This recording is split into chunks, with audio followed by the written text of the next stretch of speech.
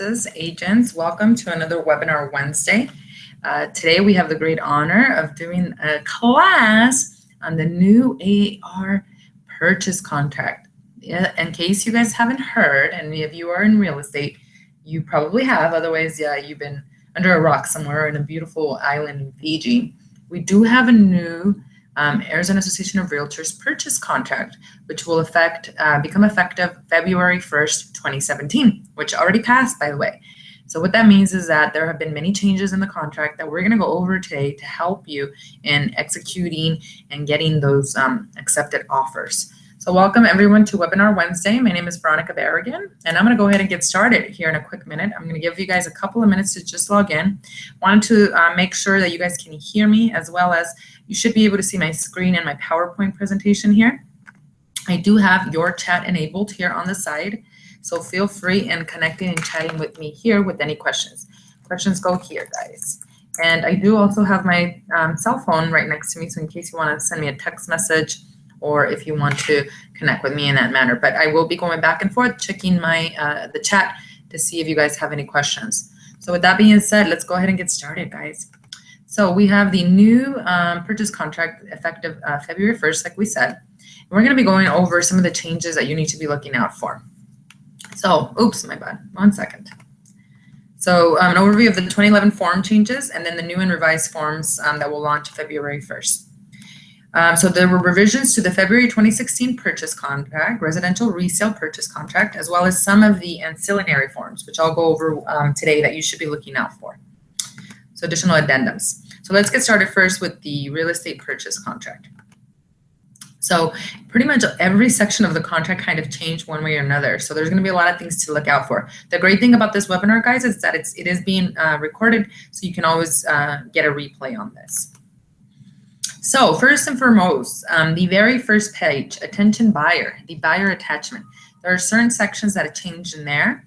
Section number 3, number 6, and number 8. And I'm going to go over to the actual contract so I can show you what that looks like. So here we are on the purchase contract. Everything that is in red is what has changed for the new purchase contract. So first and foremost here, the first page, section 3.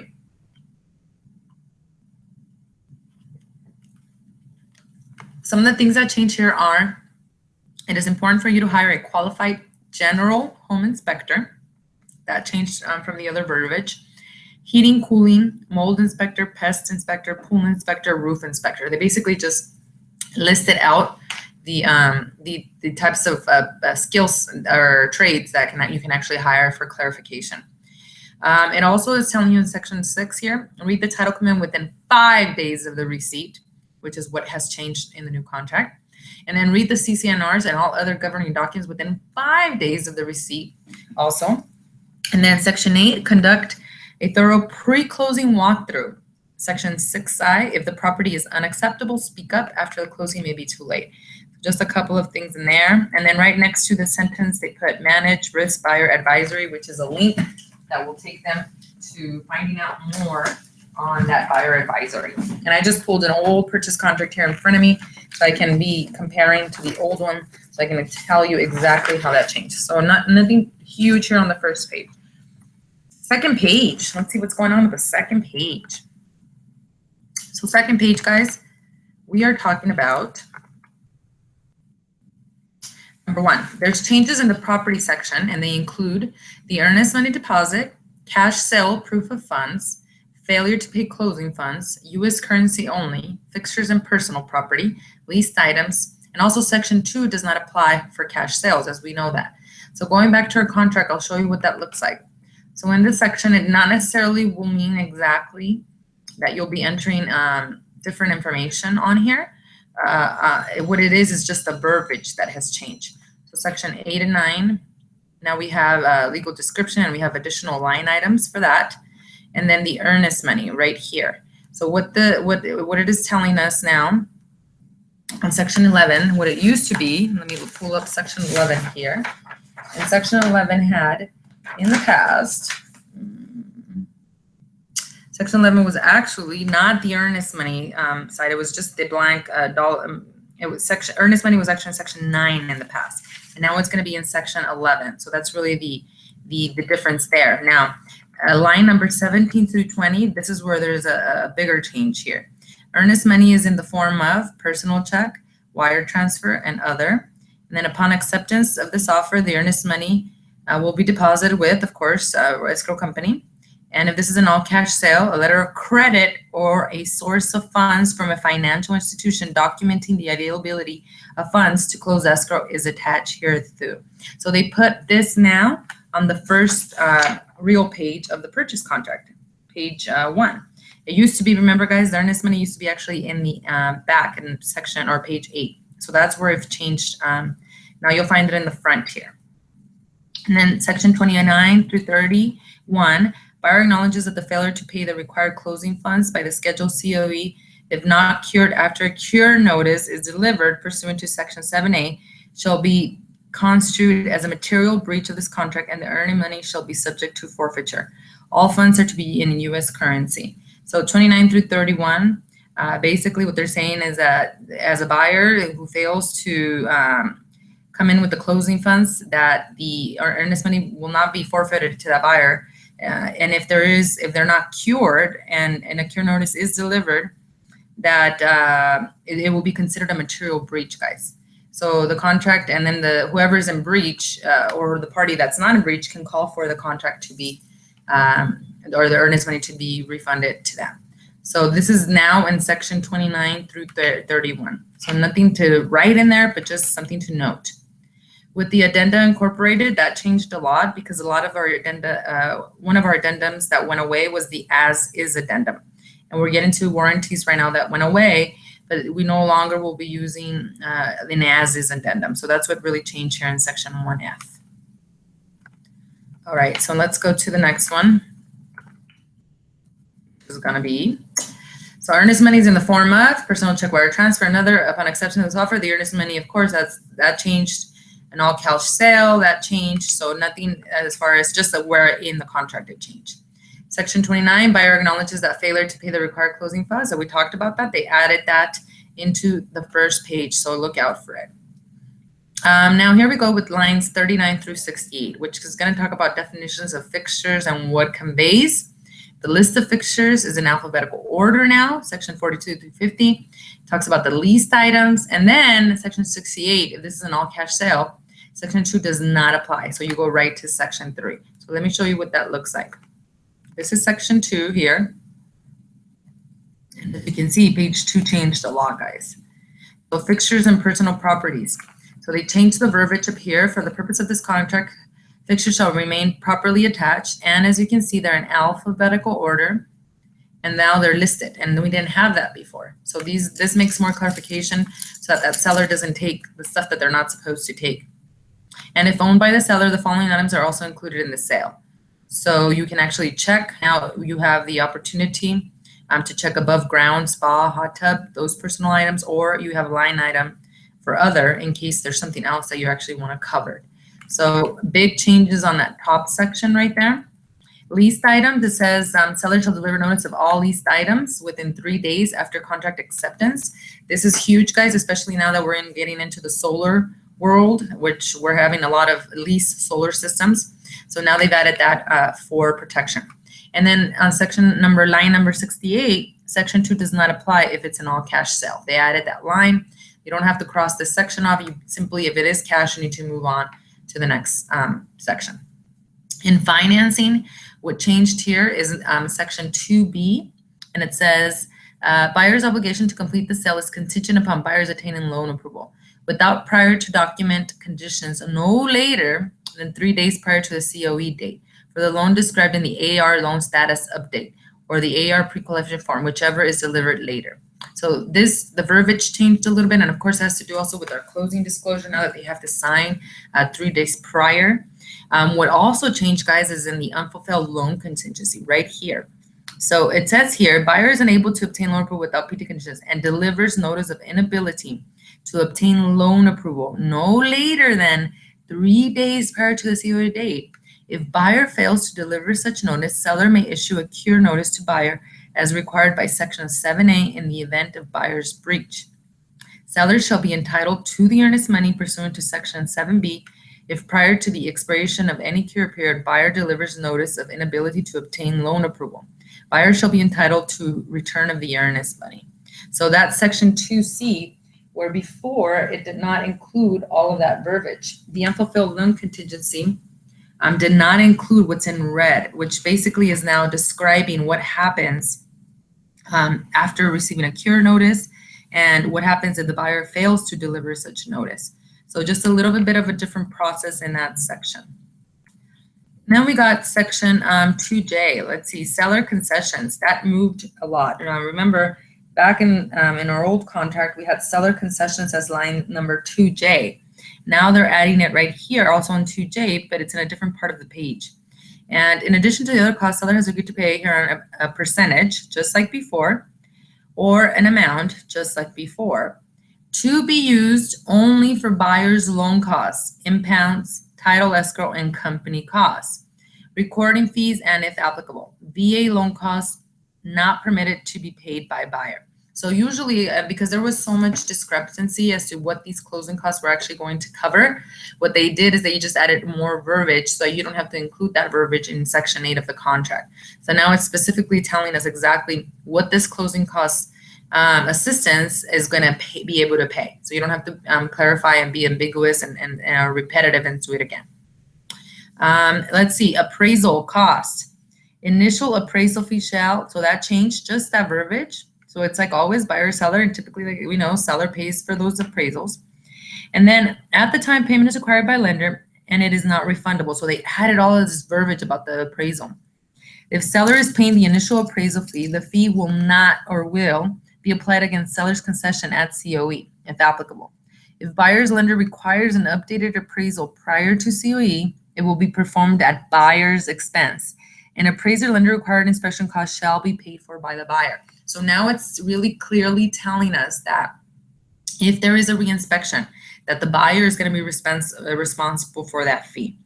And if also requires, if the lender requires an updated appraisal, it is now clarifying that the buyer is also going to be responsible for that.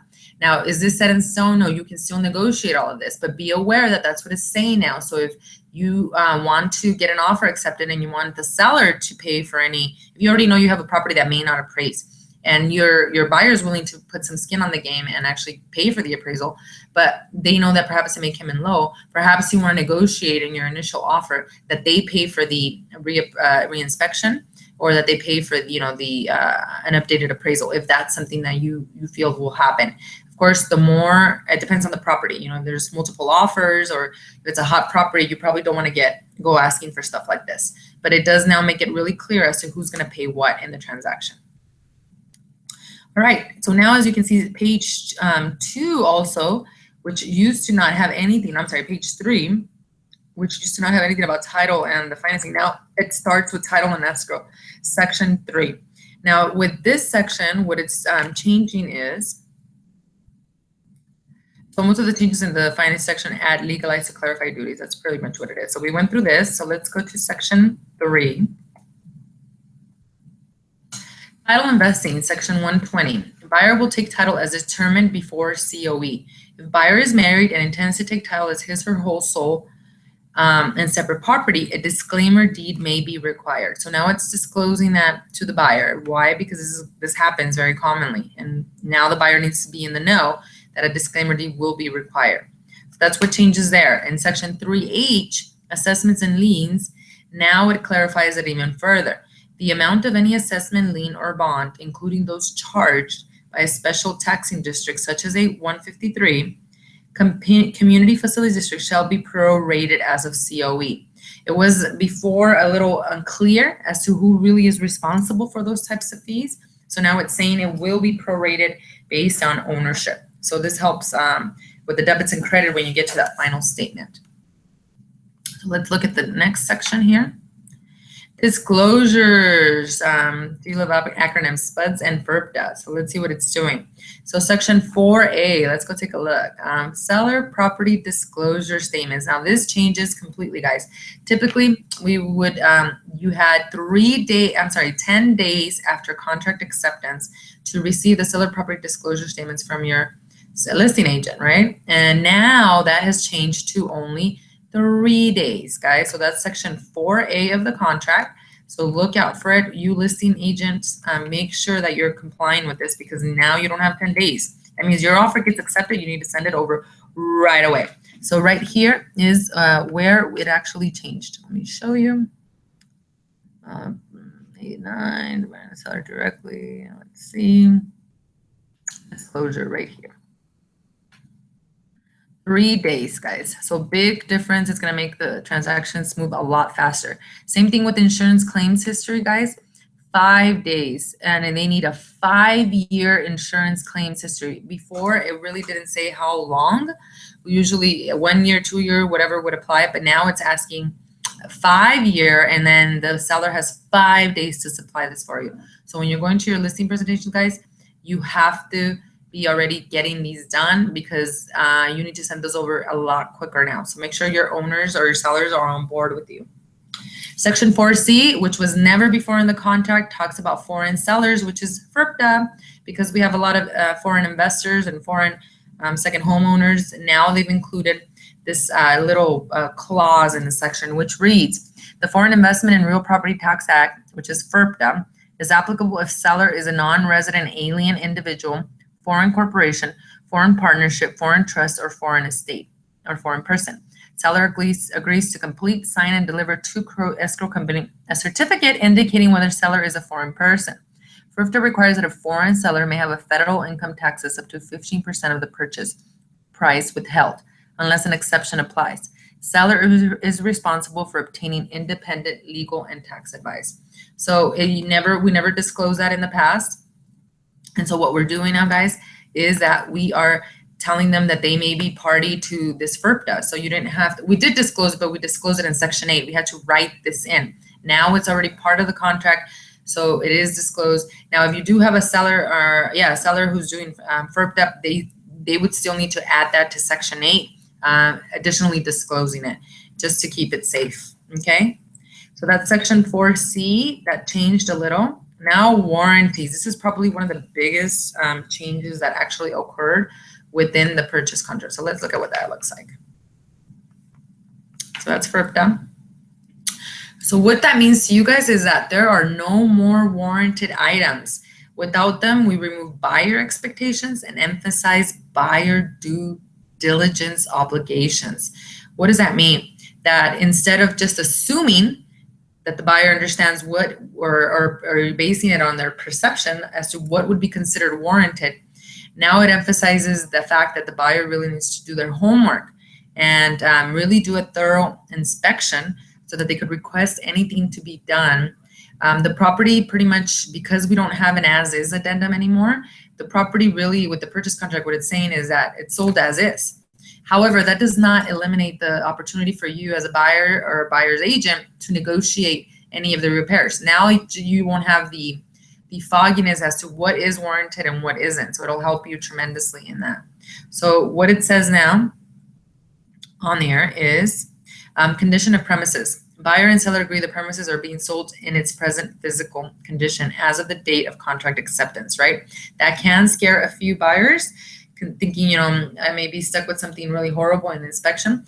Just what that means is just removing the warranted item, guys. It just means that you have to do the inspection and now still negotiate whatever you want fixed.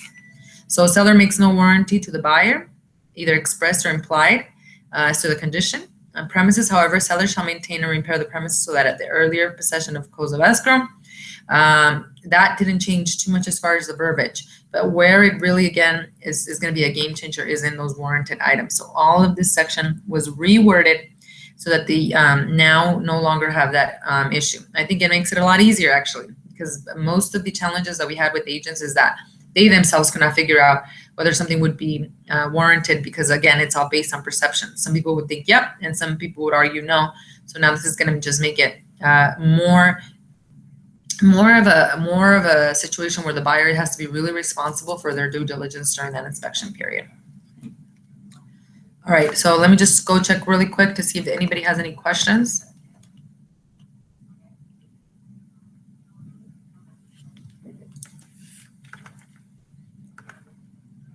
All right, guys, let's get going.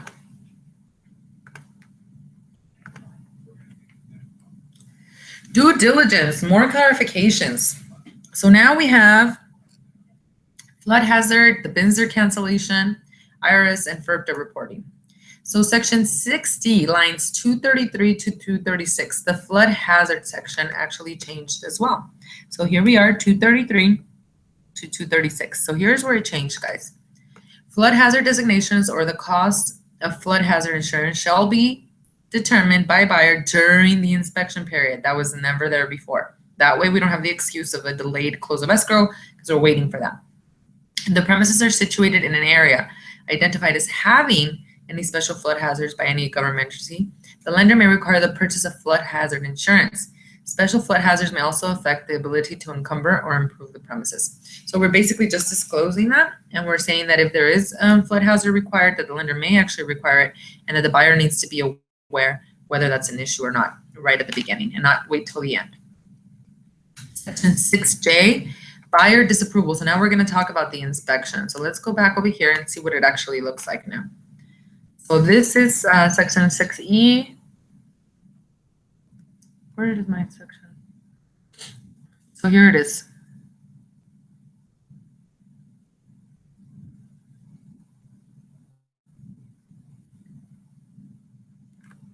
Sewer, let's go first here. It skipped, the PowerPoint skipped section 241. Now they added to sewer on-site wastewater treatment systems, conventional septic system. That was never there before. It used to be just sewer or septic. Now it says conventional septic system or alternative system.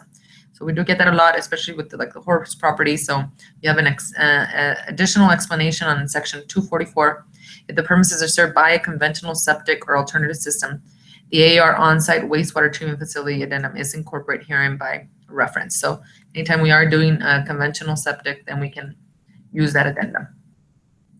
Okay, now let's go to section 6J, which is the buyer disapproval. So now we're talking about the inspection period. So, buyer shall deliver to seller a signed notice. It has to be signed. Before it didn't have a sign, so it would have just been a notice of the items disapproved, and state in the notice the buyer elects to either immediately cancel this contract, in which case, if buyer notice specifies disapproval of items as allowed herein, the earnest money shall be released to buyer immediately. So now the contract is clarifying that. So it's not necessarily like, oh, you have to go and tell title to do this and that. Now it's pretty clean. You know, if they disapprove on that BINSR, then the money just goes right to the buyer. So the title company would be instructed. So you have to send the BINSR to the title company as well. Second part, if buyer's notice fails to specify items disapproved as allowed herein, excuse me, the cancellation will remain in effect. The buyer has failed to comply with the provision of this contract, and seller may deliver to buyer a cure notice as required by section 7A. If buyer fails to cure their non-compliance within 3 days after delivery of such notice, buyer shall be in breach and seller shall be entitled to the earnest money. If prior to expiration of the cure period, buyer delivers notice specifying items disapproved as allowed herein, buyer shall be entitled to return of the earnest money. So basically what it's saying is, now, it never said this before, but many times buyers would just fill out the BINSR and say property canceled and just check the box and send it in. Well, you have to give a reason, guys. And if you don't have a reason, then this is where it can get really hairy and the seller can actually keep the earnest money. So now the contract, what it's saying is that you have to have some type of reason. Otherwise, the seller then has the ability to actually keep that earnest money, guys. So always remember, it could be any reason. It doesn't have to, I mean, it could be traffic was too loud. It could be anything. But you do have to supply some type of reason to get to cancel the contract. And then section 275, let's see what it's doing there. 272. 275 was just a simple word change. So nothing huge. It's just the fact that, you know, the buyer now has the ability to get their earnest money back immediately after they cancel if it has to do with any type of inspection. All right, section 7, remedies, clarification of cure period. This one's going to be fun. So section 7A, lines 313 to 314. Breach of contract. If escrow company or recorder's office is closed on the last day of the cure period, because remember, cure period is 3 calendar days, not 3 business days, and COE must occur to cure a potential breach, COE shall occur on the next day that both are open for business. So that gives a buyer who's in breach definitely some extra time, because of course if you serve them a cure notice on Thursday, then it goes into the weekend, Thursday, Friday, Saturday. Well, obviously they can't close on Saturday because it's a weekend. So then the reality is that they would have until Monday to actually get a cure or to fix that breach. So it gives them a little bit of an extra day. And I mean, it is fair because, you know, how could you close on a Saturday or a Sunday or on a holiday, right? So it shall occur on the next day that both are open for business. So that changes the cure notice a lot, guys. And that's going to be section 7A, 313 to 314. And it was simply the actual, let me show you right here, 313 to 314, okay? So it changes it where the cure will now apply to business days. Okay. Let's go to the next one. So a lot of things that I'm talking about right now, guys, it's not necessarily things that you'll have to enter differently.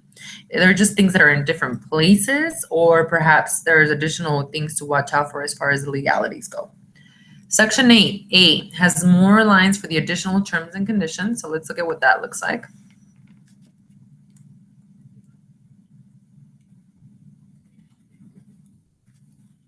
As you recall, it used to be only half a page, and now you have the entire page to use for any additional terms and conditions. Things are getting interesting. You know, there's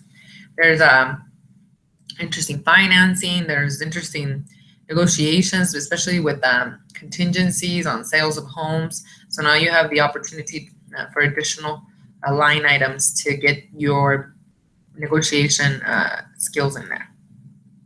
So that's really all that changed there as well. Copies and counterparts, section 8G. Disclosure of information on lead-based paint and lead-based paint hazards may not be signed in counterpart. All counterparts shall be deemed to constitute one instrument, and each counterpart shall be deemed an original. So disclosure of information on lead-based paint, that means that when you are negotiating that contract, you've got to send in your lead-based paint addendum with it. So it's not something that is going to be negotiated afterwards, like the HOA, or in this case, the lead-based paint. So what it's saying is that all of this must be signed prior or at the same time as your executed contract. That's really the only thing that it's saying. Let's see here.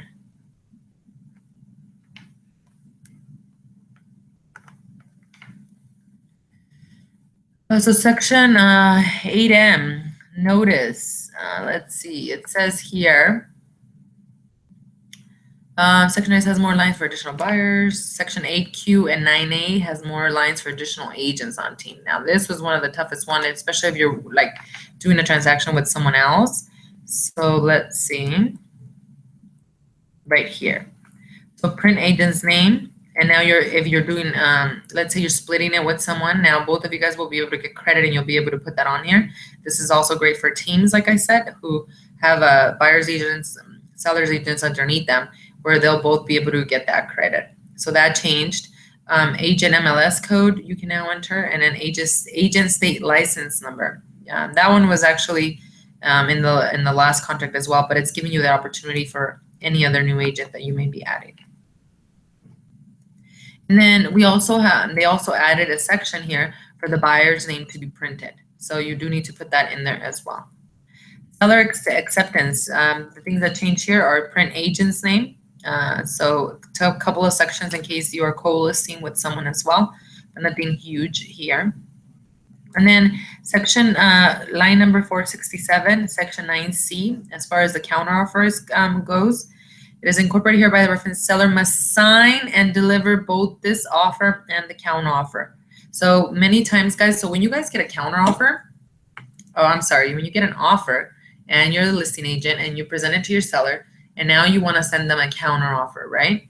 So many times what agents do is they only send the counter offer, but they do not send the signed purchase contract.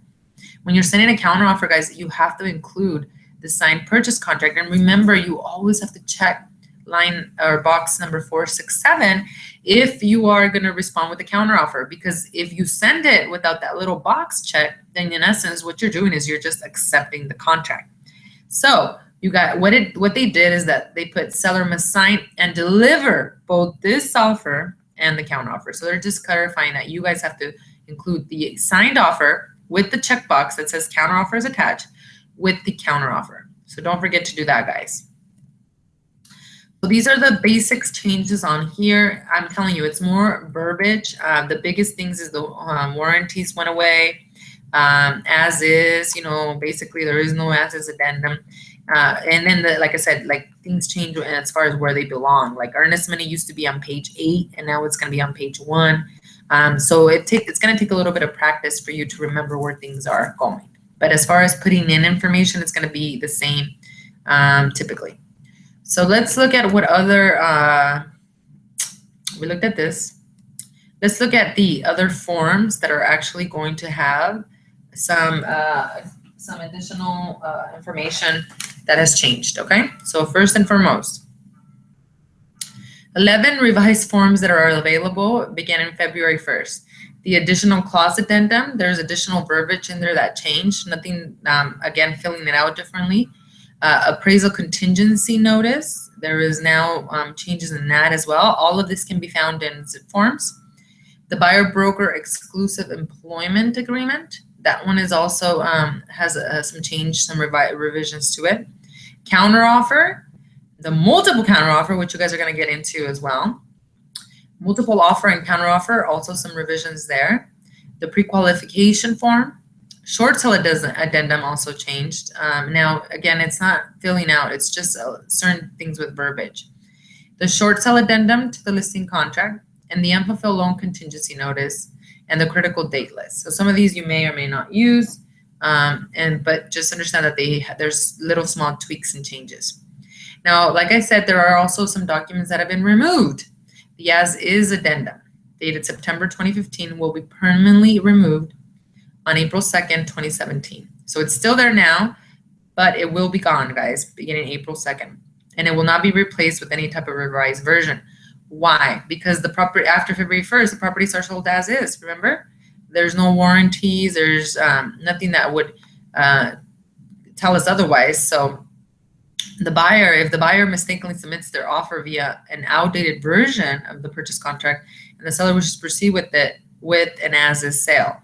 So, so what's happening here, so the addendum should only be used as a counter offer is what we're talking about. Addendum should only be used as a counter offer. The buyer mistakenly submits if the buyer mistakenly submits their offer via an outdated version of the real estate purchase contract, and if the seller wishes to proceed with an as-is sale. So again, it's not to alarm your clients, it's not to alarm the buyer where they're saying, I'm going to buy this property as is. It's basically because the warranted items went away. We're just saying now everything's up for negotiation, and that's why you should list it all on your buyer's inspection notice, seller's response. So no big biggie there. While the 11 forms will simply be replaced with the revised version as of February 1st, there are 4 forms for which the older version and the revised version will appear simultaneously in AAR's various forms platforms. So don't get confused, guys. There's going to be 11 forms that actually, both of them are going to be in zip form. So just use the updated one. That would be my rule of thumb. So the 4 forms available to use from February 1st through February 15, 2017 are the residential seller property disclosure statements, which is going to change after the 15th, the BINSR, the SPUD dated June 2013 should be used in conjunction with the February 2016 real estate purchase contract. So you guys are safe there. And the BINSR dated February 2011 should be used with the February 2016 real estate purchase contract. So just use that February 1st through February 15th. And then 4 forms that are going to be available for use from February 1st through April 1st are the loan status update, the buyer pre-closing walkthrough, the LSU dated September 2015, and it should be used in conjunction with the February 2016 real estate purchase contract, and the walkthrough dated February 2013 should be used with the February 2016 real estate purchase contract. We did have a test. We did like a class here, a 3-hour CA class hosted by Freedom Mortgage, and we had some tests in here to help you. So as you guys can see, guys, it's not really huge where I'm talking about entering information, it's the verbiage, and it's protection as far as, you know, what happens if there's a cure notice now, what happens if we are negotiating anything in the house as far as the BINSER. And again, it's just different verbiage within the entire contract. Now, I do have this PowerPoint, as well as I do have this one, which is a residential purchase contract. And this is a great kind of like a cheat sheet, I call it, that will help you kind of compare the two back and forth. If you're like a new agent and you didn't write a lot of the old purchase contracts, and just start using this one. And I mean, it'll become second nature the more you actually do it. I had a question over here about templates and zip forms. Yes, if you have templates and zip forms, you're going to have to go back to your zip forms and update all of your templates, because now we have all new forms. So you want to get back in there and get your system set up and build that solid foundation. I'm going to go back here really quick and just let me know what questions you have.